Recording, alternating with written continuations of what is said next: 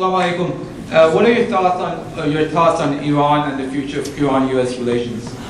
I don't want to talk about Iran any more than I want to talk about Afghanistan tonight. I have strong views on these questions. But I'm determined that we should try here in the United States to build the broadest and biggest coalition that we possibly can to come to the rescue of the Palestinian people. Let's concentrate on that. Let's have another meeting to discuss Iran or another meeting to discuss Afghanistan. Let's build this solidarity movement with Palestine, and let's not deal with issues that might divide us when they're not necessary. Thank you. First off, Mr. Galloway, I want to thank you for coming over to the U.S. because your accent is extremely refreshing to the Latin accents I hear every day. The main question I had is, what steps do you think the U.S. should take to help that region go towards this one-state solution? In essence, if Barack Obama was here today and was open to any solutions that you had, what steps would you give him? I mean, America's been an ally for 6 years. We're all tangled up in this. What would you tell him to help us get out?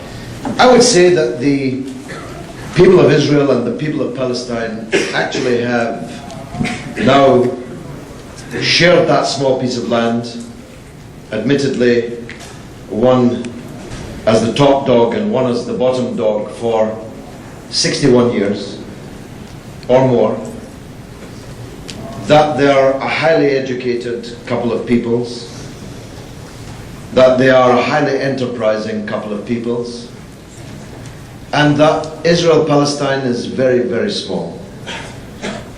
There is a single park in South Africa, the Kruger National Park, which is bigger than all of Israel and Palestine put together. It's essentially absurd to partition such a small piece of land. And I believe that rather than write off the legal and moral rights of the Palestinian refugees to return to their land, because that will be no solution. Unless the Palestinian refugees can return to their land, it's not a solution. Rather than people having to be uprooted and moved, houses destroyed, settlements destroyed, let's make one state of this small piece of land. And everyone can live where they please. And those whose land was taken from them will have to get it back, or will have to be compensated for the loss of that land, and for more than 60 years at that.